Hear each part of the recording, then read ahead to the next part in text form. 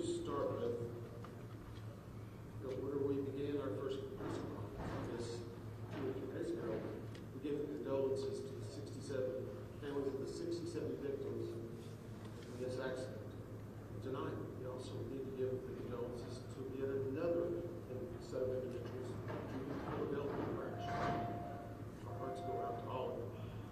Nobody should suffer this much tragedy, no matter what time frame in between it. Know this, we will find out what happened in both of those accidents. We'll make recommendations. We will attempt to never have to deal with those type of accidents again. I want to give you just a couple of facts right off the bat, just in case there's any questions. Last year, the NTSB investigated across all modes 1,288 different events. Aviation accounted for 1,204 of those. We currently have open 1,145 investigations in aviation. Last year we had multiple accidents with 6 or more fatalities. Across all of our modes, which are primarily aviation, we dealt with 343 fatalities. We currently have over 1,100 recommendations, and in aviation there are 283 that are still in. The team that is working on this crash at DCA collectively has over 350 years of teamwork with the NTSB. We will find out what happened, and we will do everything we can to prevent it.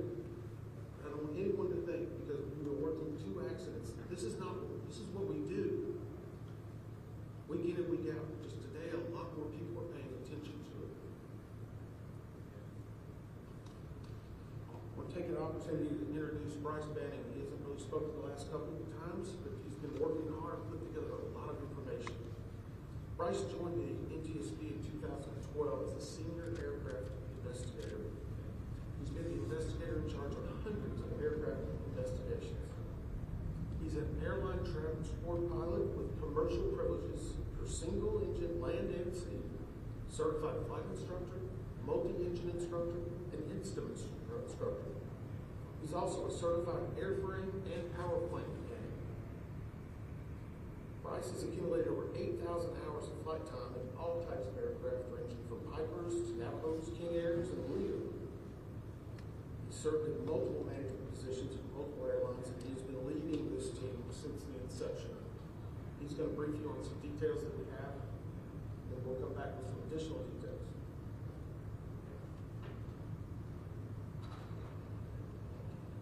Thank you. The flight data recorder and the cockpit voice recorder from the PSA aircraft were recovered on Thursday in the late afternoon by the FBI dive team. The CVR and the FDR were provided to engineers at the NTSB Vehicle Recorders Division immediately after recovery. Both the FDR and the CVR were a L3 Harris Communications FA 2100 type. Both recorders are solid-state memory digital recorders. Both the CVR and the FDR were downloaded successfully. The FDR contains about 400 parameters and is currently being analyzed by a FDR working group consisting of the NTSB, FAA, and PSA. The CVR contained about 2 hours and 4 minutes of good quality audio. ADSB and FDR time were correlated. Timing will continue to be refined. Times are in Eastern Standard Time and are preliminary. The FDR captures the entirety of the accident flight. The CVR audio, because it is only 2 hours in duration, starts mid-flight. Prior to initial descent, the crew briefed the arrival for the Troops 5 arrival, followed by an ILS approach to runway 1 at DCA. Around 8:15, the aircraft left 37,000 feet for an initial descent. At 8:39:10, Potomac approach cleared the crew for the Mount Vernon visual runway 1 approach. At 8:43:06, the crew made initial contact with the DCA tower. The tower controller then asked if the crew could switch to runway 33. After a brief discussion between the crew, they agreed to runway 33. At 8:45:27, the autopilot was disconnected. At 8:46:01, a radio transmission from the tower was audible, informing Pat 25 that traffic just south of the Wilson Bridge was a CRJ at 1,200 feet circling to runway 33. At 8:46:29, the crew received a 1,000-foot automated call-out. At 8:46:47, DCA tower cleared other jet traffic on runway 1 for departure with no delay.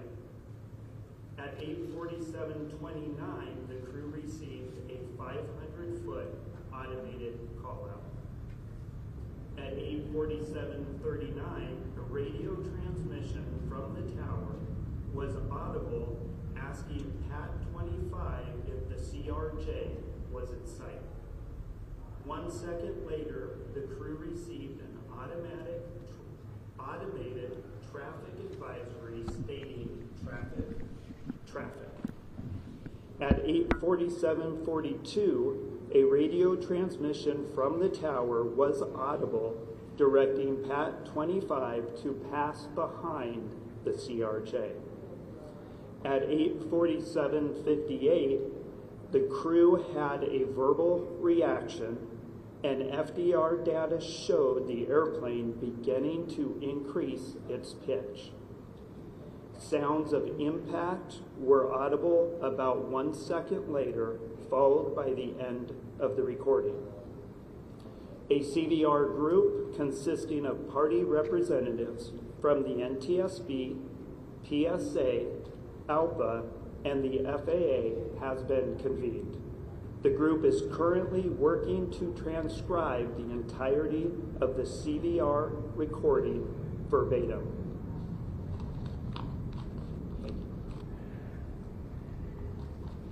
We will take some questions at the end, but we have some additional details we definitely want to brief you on today. I want to clarify something that was, I think, presented by NTSB in some form, specifically around air traffic control.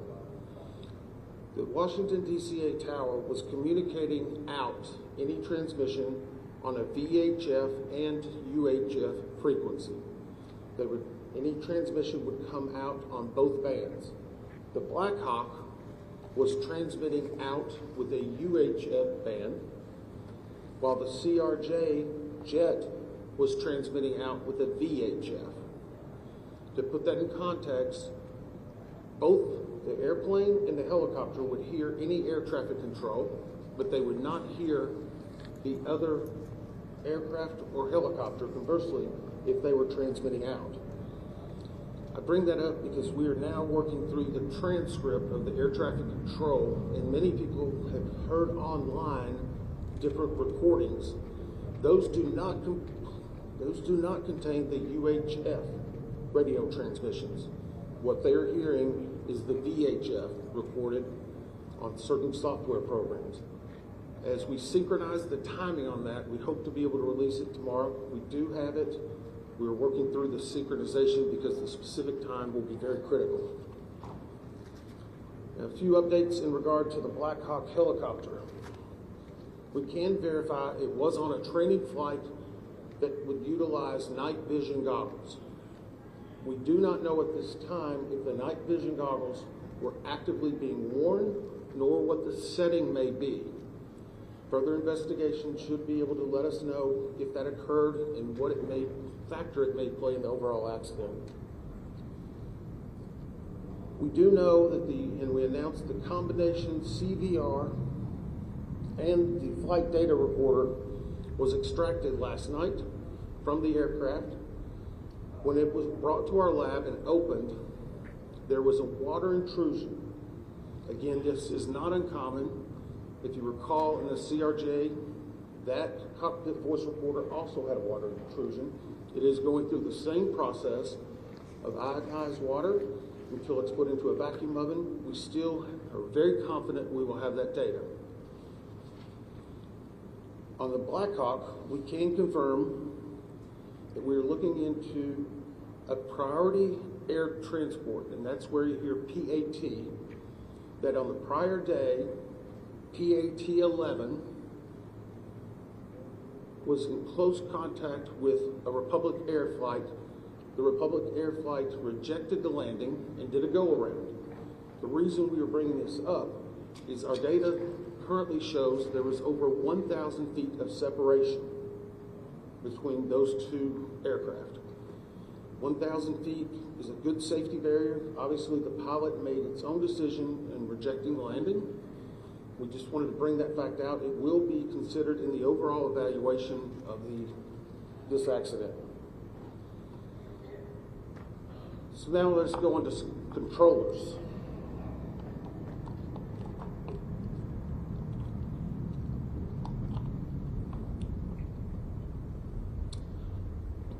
At the time of the accident, there were 5 controllers in the air traffic control tower cab at DCA. One was a local controller, which was handling not only helicopter, but fixed-wing aircraft. The local controller also would be handling arrivals and departures close in airspace and the use of the runway.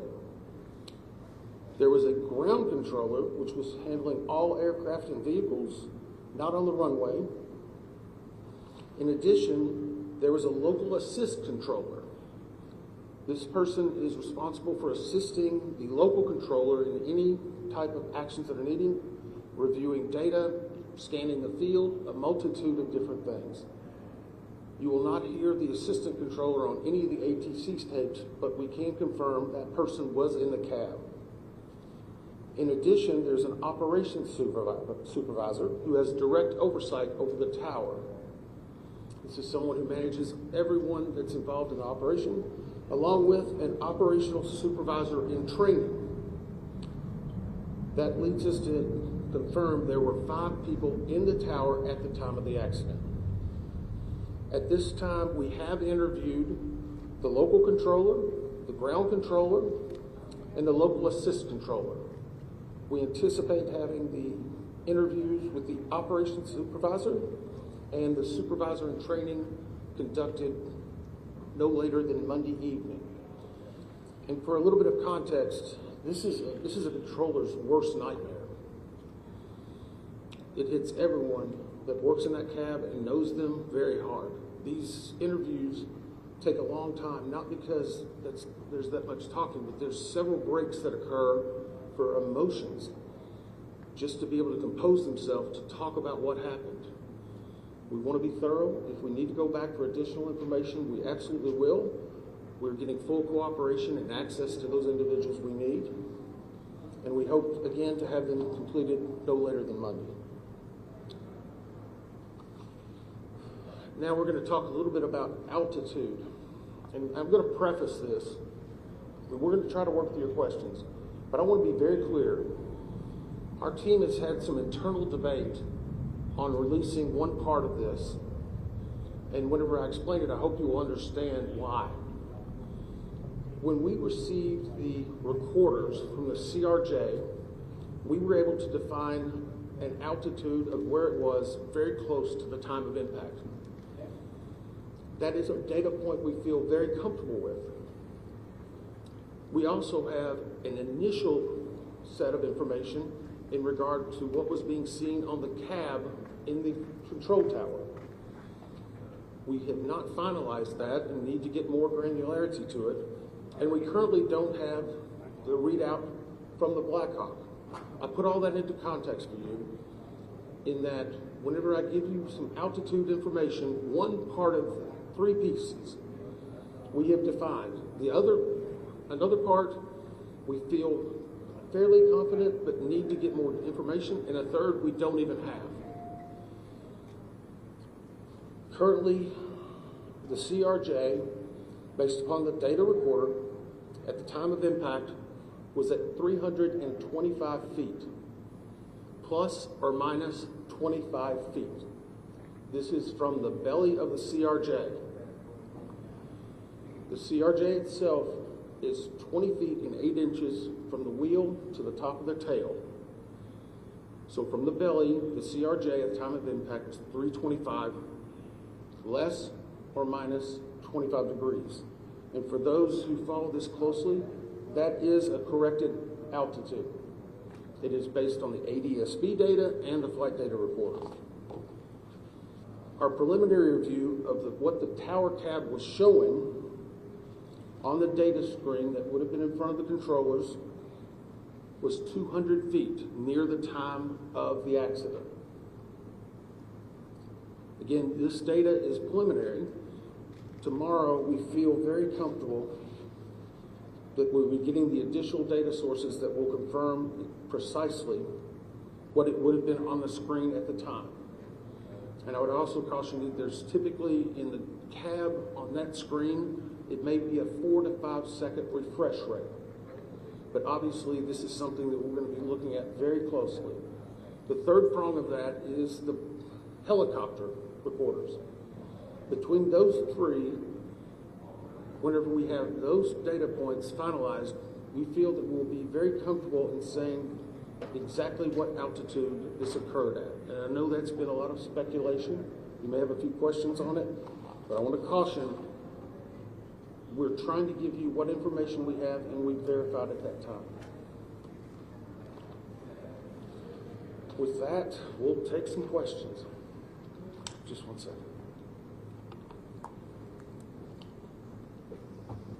Ma'am? So you said that the altitude, and the recorder recorded the altitude of the CRJ. Was it trying to? Okay. David is The question was, he's up at the underneath the podium, but he'll run back here. I can tell you at one point very close to the impact, there was a slight change in pitch, an increase in pitch. That is something that we need to more detail on, but it was an indication of an increase in pitch.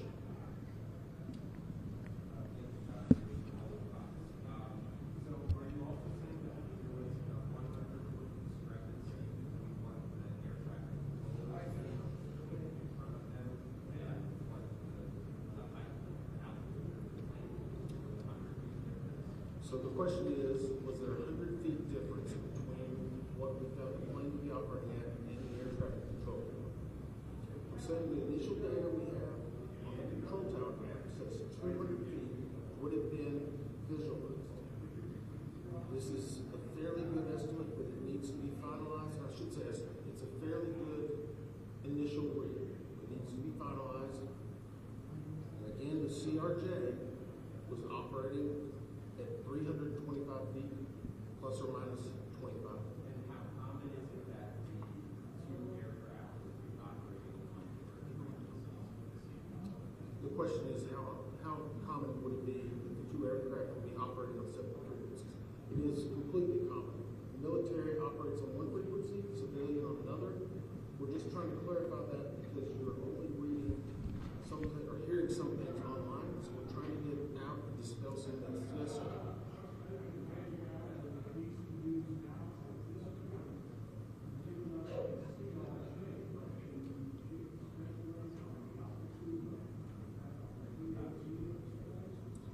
We cannot spec. The question is, can we give any information on the altitude of PAT?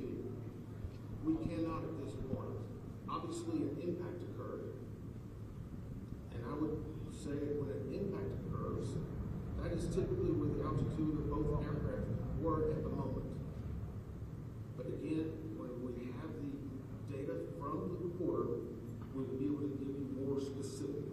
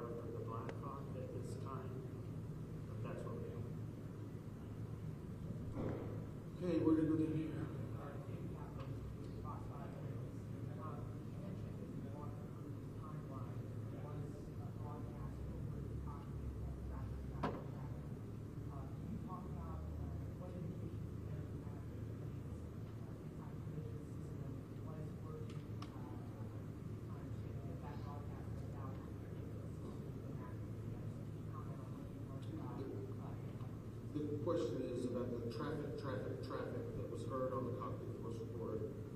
I can say this, we're defining what is inside of each system and what was they were outputting. Because of the unique nature of military aircraft, we need additional specialization, which we have. But for right now, we're trying to present you what we've heard, so we need further information to be able to find why it was indicating traffic. Yes.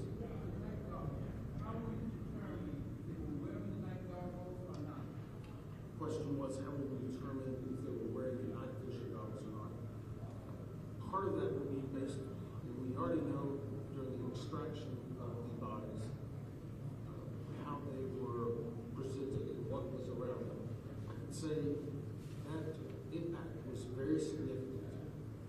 And so we will take additional analysis of their helmets, the attached areas. We're looking to find the night vision goggle bags when we extract the aircraft. Are they empty? Are they found in refill? There's a lot of different variables we need to find out before we determine that. Yes.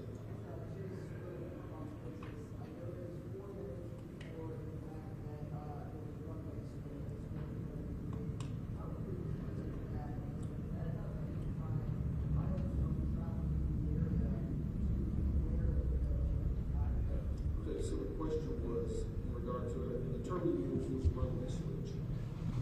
And we briefed this yesterday. The CRJ was on approach to runway 33. They'd been brought in that way. As they were coming in, they were asked by the air traffic control, could they accept, sorry, let me reverse that. They were coming in on runway 1. As they were on approach, the air traffic controller said, can you accept runway 33? That is not an uncommon occurrence in DCA. It creates an arcing of the flight path, so it's very normal. Pilots were actually able to discuss it. They accepted it. They appear to be on proper, at least lineup at that time. So right now we're evaluating with all the other facts and data, but it is what it is at this point, I guess. Yes, sir.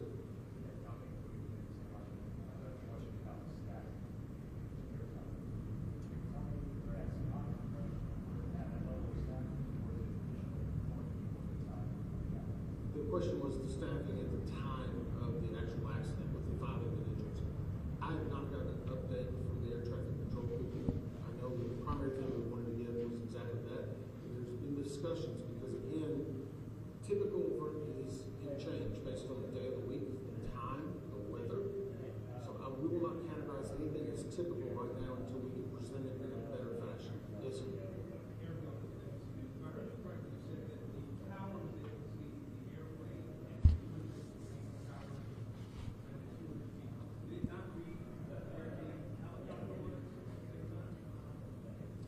The question was, what was reading the airplane? It could not read the helicopter. It could read the helicopter.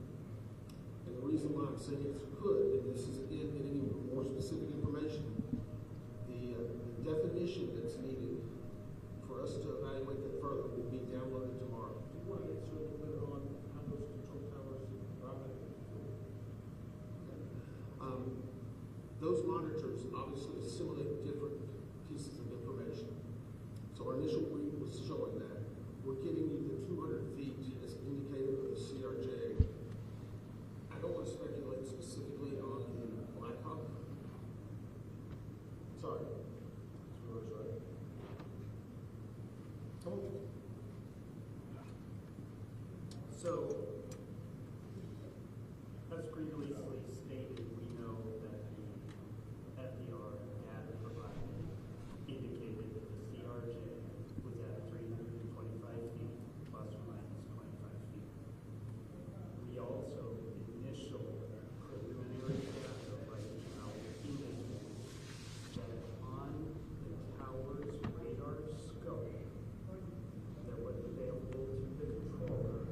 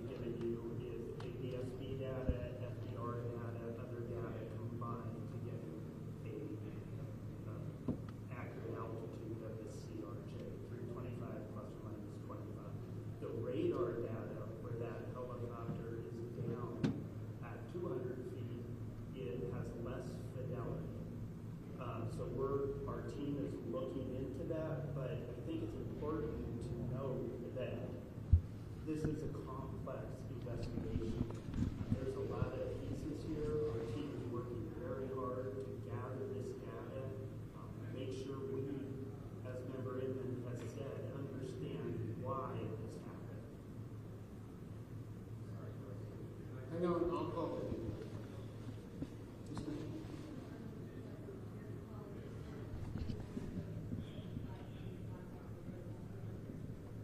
So the question again, and I'm going to try to say this one more time.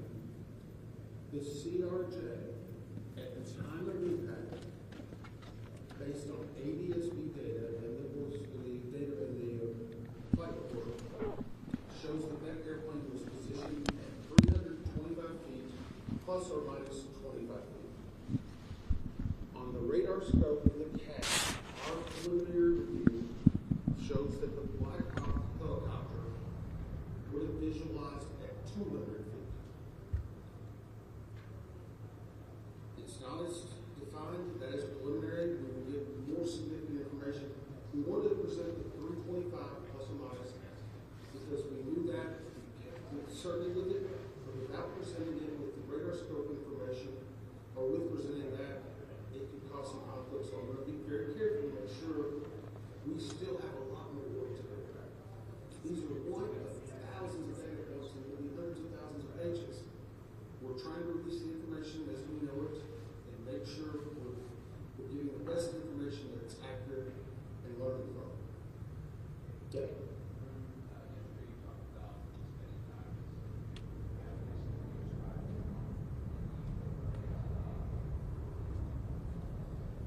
Questions about spending time with members today. Yeah, I spent several hours with them today. There's more, some new, some that have been there for 3 days, some that went to give us hugs, some that are just mad and angry. They're just all hurt. Still want answers. This is Eric. Yeah, I can hear you. And the most devastating thing, I guess, today was they watched the news last night. Okay. They know their loved ones. So there's thinking, is it going to take longer? Am I ever going to find the loved one? How was it affected? That was horrible. They know what actions over this. So yeah, it's hard. They have a lot of questions. But we haven't been through this. Unfortunately, you know, our experts have done 1,000. That doesn't mean it's not completely new to them. What's really horrible, though, is that these things are happening. I keep a challenge point. Whenever I first got to the NTSB, it's a challenge point you hand to people. Because it's on a better table, respect. In front of it has to see your name. I said, what do you want to put on the back? This was on the front door of our training center, where the TWA was for many years. Tragedy, eternal knowledge to improve the safety for us all. That's what we're doing right now. Dealing with tragedy. We need to improve safety. We need 200 plus recommendations for this. We need people to take action. Unfortunately, at some point, all of you are going to be gone. We're still going to have the investigation open. We're going to make recommendations. We go to East Palestine, a community that's devastated. Still upset. With several hundred recommendations open for aviation. We'll do something about it. Adopt the recommendation of the NTSB. You'll save lives. Get out and do something. I don't want to have to meet with those parents like that again. Not fair. Could be your fair. Sorry, I didn't get on you. Sorry. Yeah. Next question. I have two, and I just want to follow up. I want to make sure I understand the like data recorder on the CRJ is showing 325 plus or minus 25. That's correct, right? The question is, and I apologize, I've said this 3 or 4 times, on the CRJ, the flight data recorder that has been localized from the ADSB data and other is showing the time of impact. It was at 325 plus or minus 25 feet. The 200 feet inside of the air traffic control pad was for the helicopter. Is that The question again, the preliminary data that we have not validated yet and are still trying to verify was that the radar scope was